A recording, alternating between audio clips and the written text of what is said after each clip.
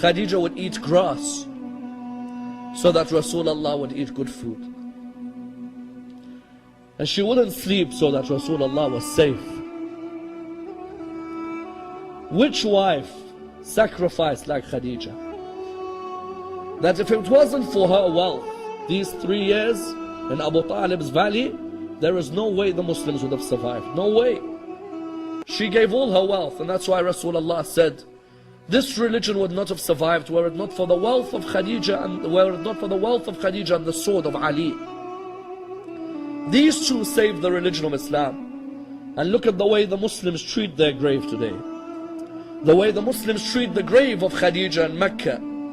You have to stand there for a few seconds and then they tell you to move. And the grave of Abu Talib, you stand for a few seconds and they tell you to move. And Rasulullah, when these two died, he said, this is the year of grief for me.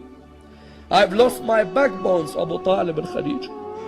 And I say to Sayyidah Khadijah, oh Sayyidah Khadijah, you were oppressed now and you were oppressed when you died. Someone says, what do you mean you were oppressed when you died? You know Rasulullah, when he came to bury Bibi Khadijah, he came, but because they were so poor, the kafan that he had was not long enough to cover her body. The kafan was not long enough. Those of you who've had to bury your mothers or your fathers, didn't you have a kafan long enough to cover the body? Isn't it an honor from Allah? Khadijah, the wealthiest woman, had no kafan. He would try to cover the body, there's no kafan. It is sad to see a human die without a kafan, isn't it?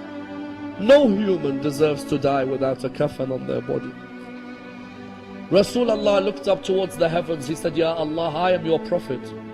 And this is Khadijah. I have no kafan long enough. I beg you, Ya Allah, answer my dua.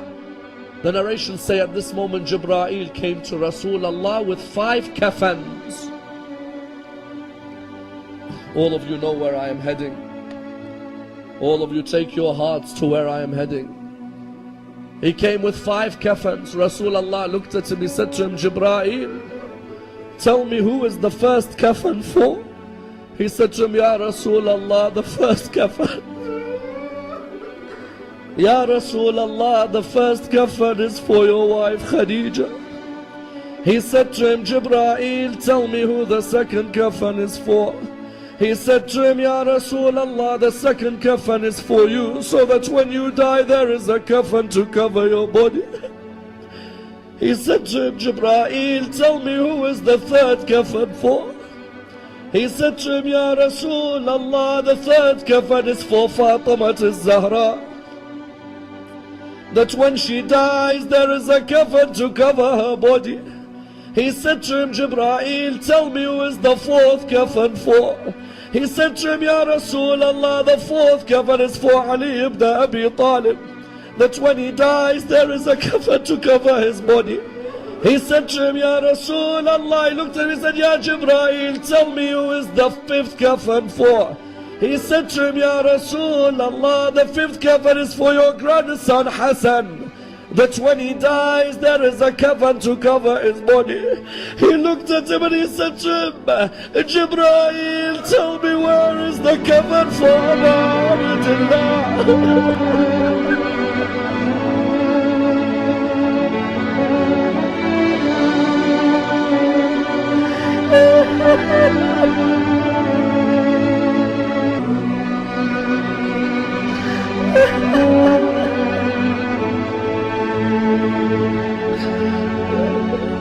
He said to him, Jibreel, tell me where is the kafan for Abdullah? He said to him, Ya Rasulullah, Abdullah will die without a kafan on his body. He said to him, Jibreel, why? He said to him, because the horses of Bani Umayyah will trample on the body of Abdullah.